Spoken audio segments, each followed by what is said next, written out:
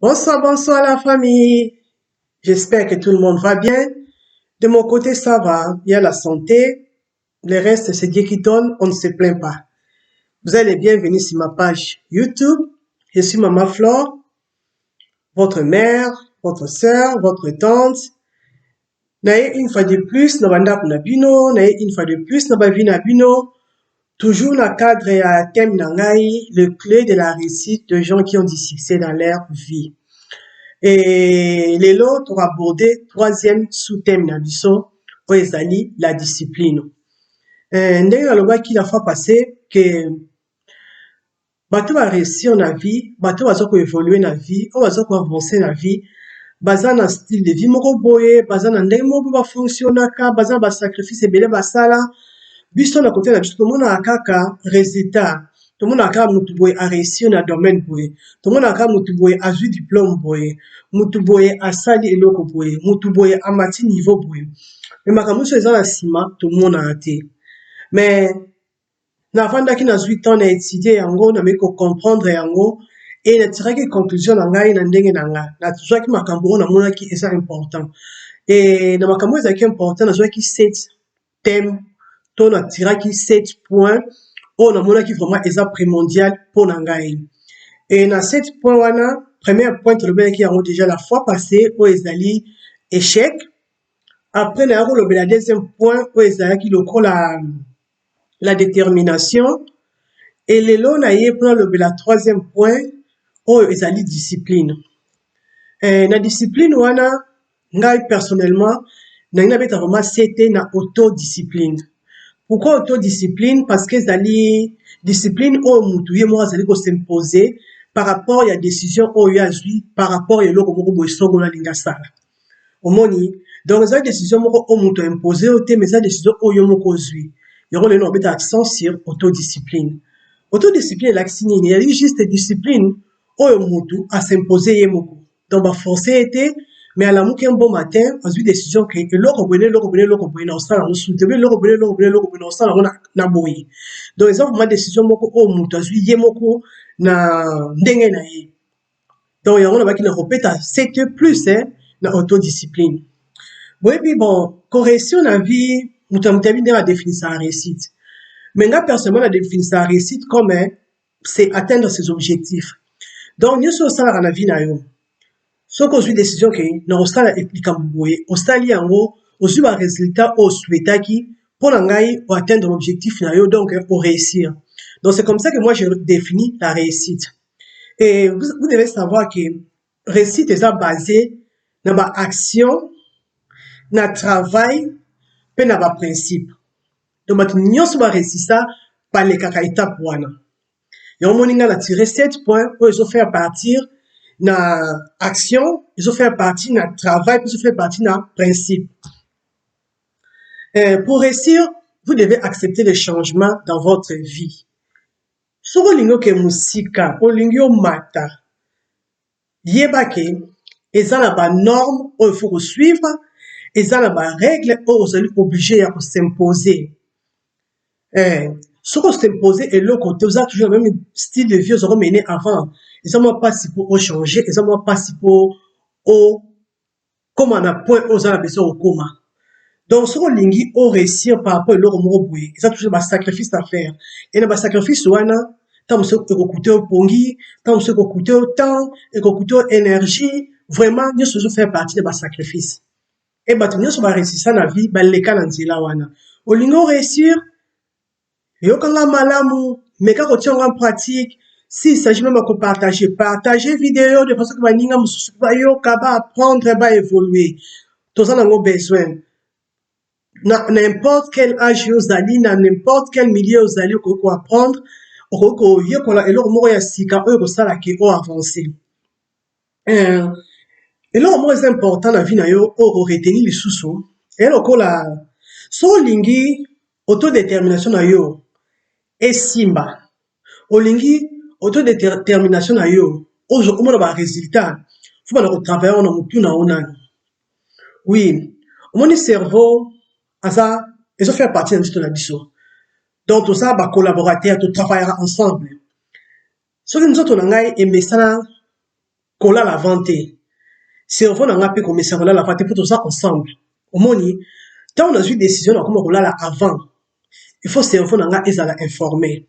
C'est la raison pour laquelle faut que ça cerveau n'a pas l'information exacte. Cerveau n'a pas comprendre tozali na guerre. Na sens nini. Tozali wana tozali na discipline moko songolo faut to suivre.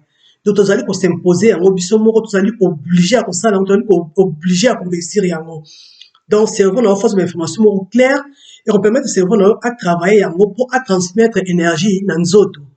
Et osala que ato la retard, soit que la avant nous autres ko accepter parce que ko suivre ba idée et ko suivre ba instruction au cerveau et ko pesa.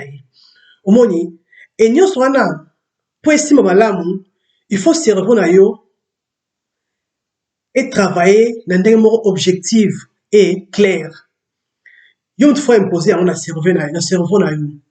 Et voilà, et deuxième point, il faut respecter l'engagement. Si vous avez une décision par rapport à l'euro sala, si vous respecter l'engagement, on s'en sortir. Mais si vous respecter l'engagement, on s'en sortir. Omoni, donc deuxième point, il faut ça muto yo, pour respecter l'engagement na yo. Et troisième point, si on réussir na autodétermination, il faut qu'on limite la diversion, il faut qu'on limite le divertissement. Dans le sens que, on a un objectif pour se suivre, mais on se distraire. Mais quand on est carton, on attend, puisque ça, on est l'euro moko ya tamoko kaboué, sur on atteint l'objectif, on a la vie normale. Mais si on veut évoluer vite, on veut un résultat vite par rapport au projet aux anamo, il faut vraiment faire l'effort pour limiter la diversion, pour limiter le divertissement. Au moins, il y a encore un troisième point où est important sur l'ingui, autodiscipline et marché. Et quatrième point, sur l'ingui peut organisation est bien le message na vie tu peux faire les listes de tâches à effectuer. Aux listes na yo pour que ba biloko nyonso o faut ça de façon que aux a la capacité à honorer décision na yo. Et que ça là bien parce que tout ça bateau ma msumu le robot c'est un peu messanati. Mais sur cette liste au mona que au tenir engagement na yo. Ma msumu ko le très bien aux a la facilité il y a qu'on s'autodiscipliner bien par rapport au projet nos anango. Au moni sur les peut que musique la vie, il faut du changement. Façon na yo ya ko réfléchir, façon na yo ya ko tala batu, façon na yo ya ko solo na batu, il faut échanger. Au lieu changer, on va na millier à 10 euros, ou un millier à 50 euros, comment on t'a 50 euros na regard moko bien. Au lieu on va na millier à 50 euros, ou un millier à 200 euros, comment on t'a 200 euros na regard moko bien. Donc si on veut changer de niveau, bateau à niveau lingo que na bango. Quand on a regard moko bien, ne passe pas le temps à les juger. Pour tout ça, la tendance, il y a pour, bateau, si vous m'a l'équipe à un niveau, ou comment juger, ou comment look la eba baka bébélé belé. Ceci qu'à niveau, ça n'a pas ça qui bouille. Ceci bon, on a ça n'a pas asimba kikisi. C'est sûr, ma chérie. On les a perdu sa temps, qu'on vanda, on les a ma diversion, en fait. Olingi, ou comment à niveau, où est songolo, pendant que tu as un niveau, on a un regard moko ya bien, un regard moko positif.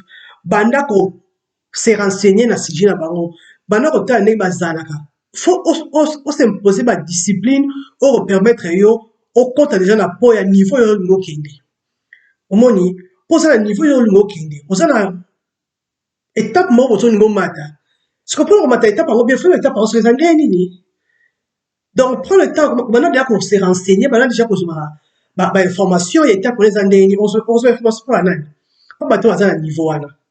Donc, il faut vraiment écarter ma union pour permettre à yoté ou se discipliner bien pour l'évolution.